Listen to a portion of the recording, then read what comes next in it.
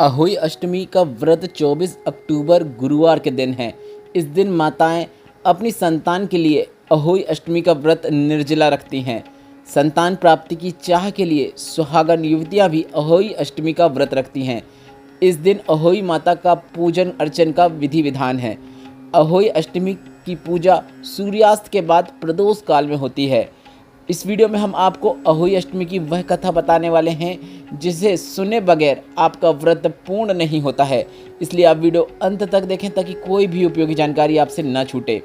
सबसे पहले हम आपको अहोई अष्टमी कब से शुरू हो रही है वह जानकारी दे देते हैं। कार्तिक कृष्ण अष्टमी तिथि अहोई अष्टमी तिथि की शुरुआत 24 अक्टूबर को रात के 1:18 AM से हो रही है। कार्तिक माह की अष्टमी तिथि का समापन जो रहेगा वह 25 अक्टूबर को 1:58 AM पे हो जाएगा। अब हम आपको अहोई अष्टमी का पूजा का शुभ मुहूर्त बता देते हैं। पूजन का जो शुभ मुहूर्त है वह 5:42 से मतलब 24 अक्टूबर को शाम के 5:42 से शाम के 6:59 तक रहने वाला है। अहोई अष्टमी में तारों को देखने के लिए जो सांझ का समय है वह 6:06 से शुरू हो जाएगा। अहोई अष्टमी का जो पारण है वह तारों को देखने के बाद किया जाता है। अब अहोई अष्टमी की वह कथा सुन लीजिए जिसे सुने बगैर आपका व्रत पूर्ण नहीं माना जाता। अहोई अष्टमी की व्रत कथा धार्मिक मान्यताओं के अनुसार इस प्रकार है। एक साहूकार था जिसके 7 बेटे और 7 बहुएं थीं।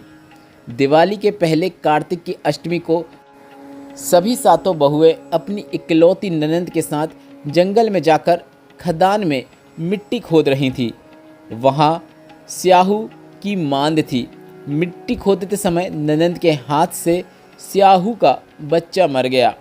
इससे स्याहू की माता बहुत अधिक नाराज हो गई और बोली, मैं तेरी कोख बांधूंगी। तब ननंद अपनी 7 भाभियों से बोली, तुम में से कोई अपनी कोख बंधवा लो।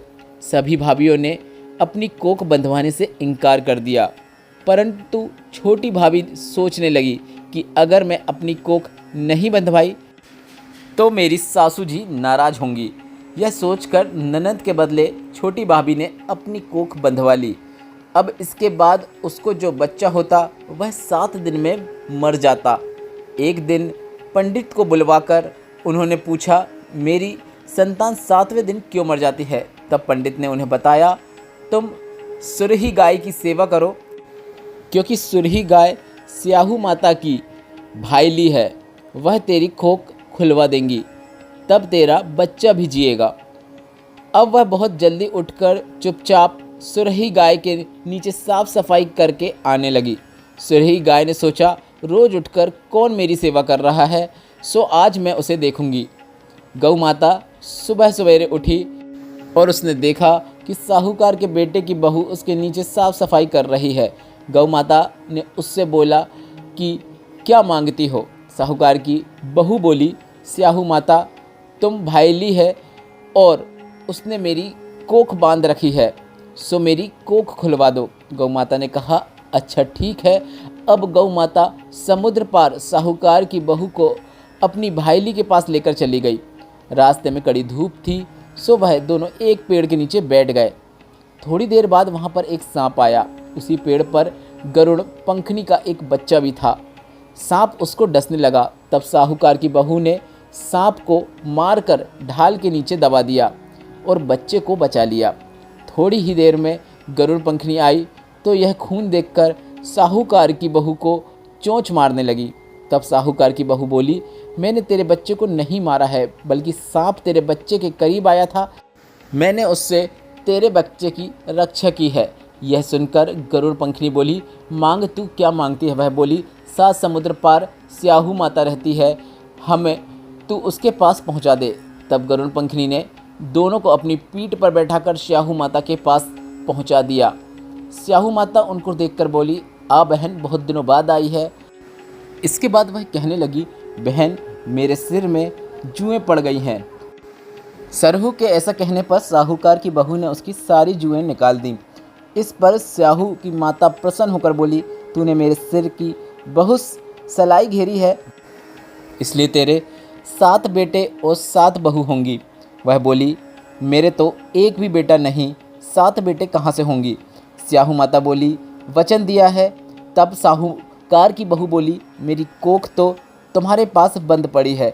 यह सुन स्याहू माता बोली, तूने मुझे ठग लिया। जा, तेरे घर में तुझे 7 बहुएं मिलेंगी।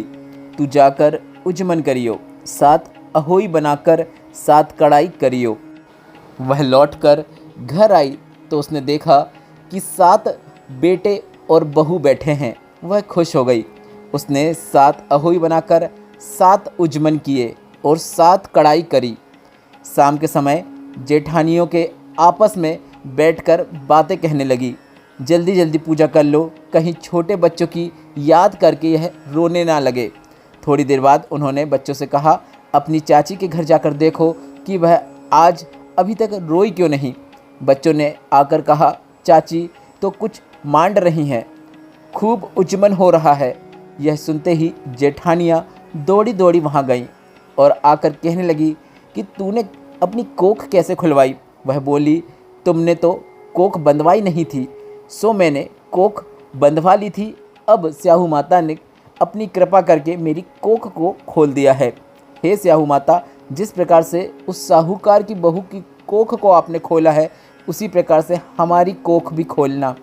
एक कटोरी में गेहूं के दाने या फिर हल्दी चावल लेकर आप इस कहानी को सुने।